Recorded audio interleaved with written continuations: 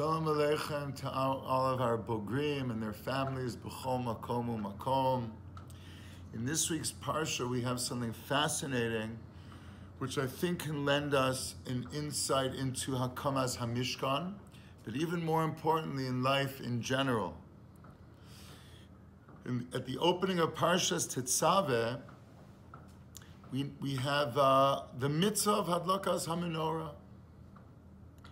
And l'chora, it seems that this mitzvah is out of place.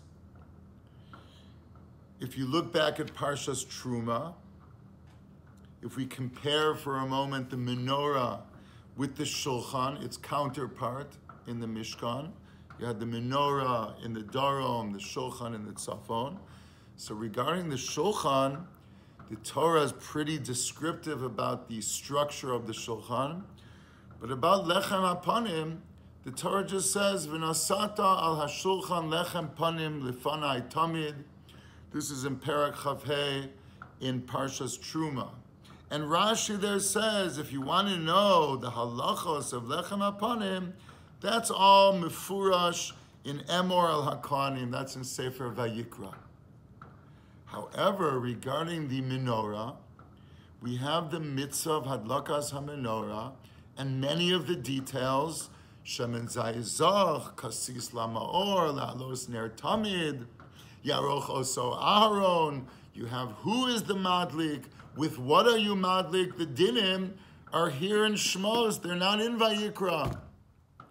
So I think the question begs itself, why is it that regarding the menorah, we have the mitzvah of hadlakas hamenorah here in Shmos, in the Parshios of Hakamas HaMishkan, but the halachos regarding the lechem hapanim, they are found in Sefer Vayikra.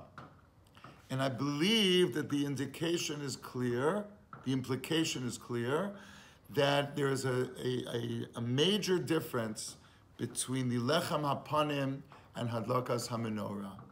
Hadlakas hamenorah is not seen by the Torah as part of Avodas HaMishkan, but rather part and parcel of Hakamas HaMishkan. The Lechem HaPanim, that belongs in Sefer Vayikra. That's the Sefer of the Karbonos. That's the Sefer of Avodas HaMishkan. However, Hadlakas HaMenorah is in Shmos at the beginning of Parshas Tetzaveh in the Parshios of Hakamas HaMishkan.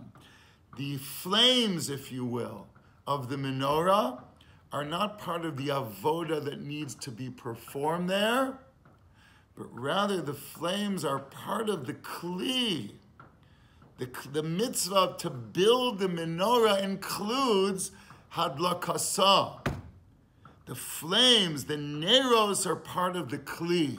The lechem hapanim, that you'll read about in Sefer Vayikra, that's not part of the kli hamishkan, the shulchan. But perhaps we can uncover a very important message. Why is it that the lechem hapanim is not part of the hakamas hamishkan, but rather avodas hamishkan? But regarding the menorah, the neros, the flames, they're actually part of the hakamas hamishkan. They're part of the kli. We know that menorah represents Torah. Kiner mitzvah v'Torah or. The Shulchan L'chora represents the Olam Hagashmi. The Lechem represents the Lechem Chuko Shel Adam. He needs something to live on. That's his Parnasa. And maybe the message of the Torah is as follows. Regarding our Olam Hagashmi, regarding our Parnasa and our material existence, our Avoda is to construct the kli. We have to build ourselves a mishkan. We have to build ourselves a shulchan. What's going to be on that shulchan? Bidei shamayim. We're preparing the kli, and the Ribono Shel Olam will provide with the livelihood, with the gashmias that we need for our survival. But regarding the Torah, it's not enough just to prepare the kli. It's not enough just to make ourselves able to learn. It's not just enough that we build our skills, we become independent, like many of you say on your first day of Shana Aleph. I'm coming to yeshiva because I want to know how to learn on my own, which is a davar gadol. But the question is it enough to build the kli, or do we also have to light it? Do we have to light that kli lefanai tamid? And I think sometimes in the modern world, nehefchu hayotzros. And I think sometimes when it comes to our material and physical existence, we take a very proactive role and we go out there and we pursue greater and greater accomplishments in our olam hagashmi. It's almost as if we view our tafkid not just to prepare the kli for God, but also to fill it up with the great pleasures of this world. And when it comes to Torah, sometimes there's a tendency, I prepared a kli, I'm an independent learner, but we're a little less proactive sometimes to go out there and make sure that that kli is on fire, that the flame of Torah burns in our lives in a very healthy way, that it's the fanai tamid.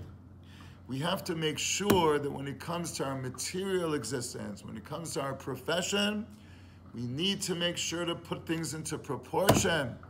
Our role is to build the kli, and God will fill that kli with what He sees fit. When it comes to our ruchni existence, it's not enough just to build the kli. We have to light it.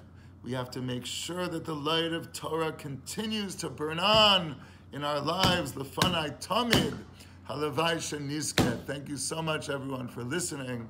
Have a Shabbat Shalom. Good Shabbos, good Shabbos, good Shabbos.